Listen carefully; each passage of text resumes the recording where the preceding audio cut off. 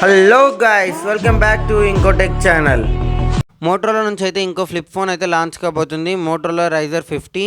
ఈ ఫోన్ యొక్క full specifications మీకు డిస్ప్లే పైన అయితే కనిపిస్తున్నాయి. ఒకసారి పాస్ చేసి చెక్అవుట్ అయితే చేయండి. ఇది మంచి కాంపాక్టబుల్ ఫోను, స్లిమ్గా ఉంటుంది, పర్లేదు, మంచిగా యూజ్ చేసుకోవచ్చు. ఇంకా ఈ ఫోన్ యొక్క డిస్ప్లే గురించి మనం మాట్లాడుకున్నట్టయితే మనకి మెయిన్ డిస్ప్లే వచ్చేసి 6.9 POLED ఫుల్ హెచ్డి ప్లస్ ఎల్టీపీలో డిస్ప్లే ఉంటుంది. HDR10+ సపోర్ట్తో పాటు 10 బిట్ ప్యానల్ ఉంటుంది. 3000 నీట్ పీక్ బ్రైట్నెస్ అయితే సపోర్ట్ చేస్తుంది. అలాగే 120Hz రిఫ్రెష్ రేట్ కూడా సపోర్ట్ చేస్తుంది. ఇంకా ఈ ఫోన్ యొక్క చిన్న డిస్ప్లే గురించి మాట్లాడుకున్నట్టయితే మనకి క్యూట్గా ఉంటుంది, మంచిగా అయితే ఉంటుంది. మనకి దాని గురించి స్పెసిఫిక్గా మీకు ఎక్స్ప్లెనేషన్ కావాలనుకుంటే రైజర్ 50 అల్ట్రాలో మనమైతే ఈ వీడియో గురించి అయితే మంచిగా ఎక్స్ప్లెయిన్ చేసాం. అంటే ఈ వీడియో కాదు, ఇలాంటి వీళ్ళ అన్న అనమాట మనకి ఆ ఫోన్ అయితే.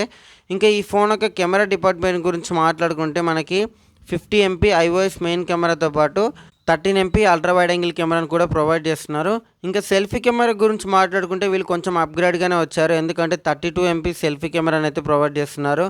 మనకి జనరల్గా ఈ ఫ్లిప్ ఫోన్స్లో ఏంటంటే మనము కొత్త యాంగిల్స్లో మనమైతే వీడియోస్ కానీ ఫోటోగ్రాఫ్ కానీ తీసుకోవచ్చు. ఒక కెమెరాని హ్యాండిల్ చేస్తున్న ఫీలింగ్ అయితే ఉంటుంది ఫ్లిప్ ఫోన్స్లో చూసుకుంటే మనకి. ఇంకా మనం ఈ ఫోన్ యొక్క ర్యామ్ అండ్ రోమ్ గురించి మాట్లాడుకుంటే మనకి LPDDR4Xతో పాటు UFS 2.2తో వస్తుంది. ఇంకా మనకి ఇందులో చూస్ చేసుకునే వేరియంట్ గురించి మాట్లాడుకుంటే మనకి 8GB 256 వేరియంట్ అయితే బెస్ట్గా ఉంటుంది. ఇది మనకి కొంచెం జనరల్ యూజర్స్కి అయితే కంఫర్టబుల్గా అయితే ఉంటుంది.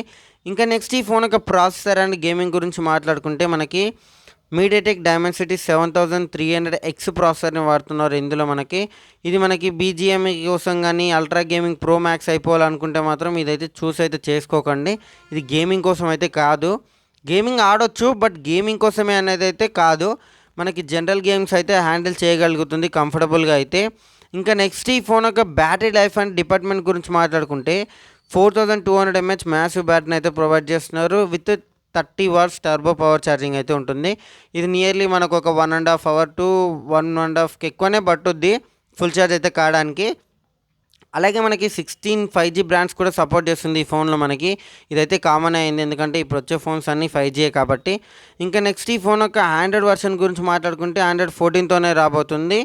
ఇంకా ఫైనల్గా ఈ ఫోన్లో స్పెసిఫికేషన్స్ అయిపోయాక ఇందులో స్పెషల్ ఏముంది అన్న దాని గురించి మాట్లాడుకుంటే ఈ ఫోన్ వచ్చేసి మనకి గింజ అనేది మనకి ఎనీ టైమ్స్ ఫోల్డ్ చేయొచ్చు అనేది అయితే మీకు డిస్ప్లే పైన అయితే కనిపిస్తుంది. 4 lakhs times ఫోల్డ్ సర్టిఫికేట్ అయితే ఉంది మనకి. ఇంకా ఇందులో మనకి AI కూడా చాలా ప్లేసెస్లో వాడారు. ఇంకా మీకైతే డిస్ప్లే పైన అయితే కనిపిస్తున్నాయి. జెమినీ అయితే మనకి 3 months అయితే ఫ్రీగా వాడుకోవచ్చు ప్రీమియంని. ఇంకా సౌండ్ విషయంలో కానీ మంచిగా యూజ్ చేసుకున్నారు వీళ్ళైతే. IP రేటింగ్ గురించి మాట్లాడుకుంటే IPX వస్తుంది, X8 రేటింగ్ ఇది. ఇంకా లేదు మీకు ఒకవేళ డిఫరెన్సెస్ కావాలి అనుకుంటే మోటరోలా రైజర్ 40కి 50కి మీకు అయితే డిస్ప్లే పైన అయితే డిఫరెన్సెస్ అయితే కనిపిస్తున్నాయి. ఒకసారి పాస్ చేసి చెక్అవుట్ చేసుకోండి. మనకి 15 watts వైర్లెస్ ఛార్జింగ్ కూడా సపోర్ట్ చేస్తుంది ఈ ఫోన్. అలాగే ఇంకా ప్రొటెక్షన్ గురించి మాట్లాడుకుంటే మనకి విట్టర్ గ్లాస్ ప్రొటెక్షన్తో వస్తుంది ఫ్రంట్ అండ్ బ్యాక్ అయితే.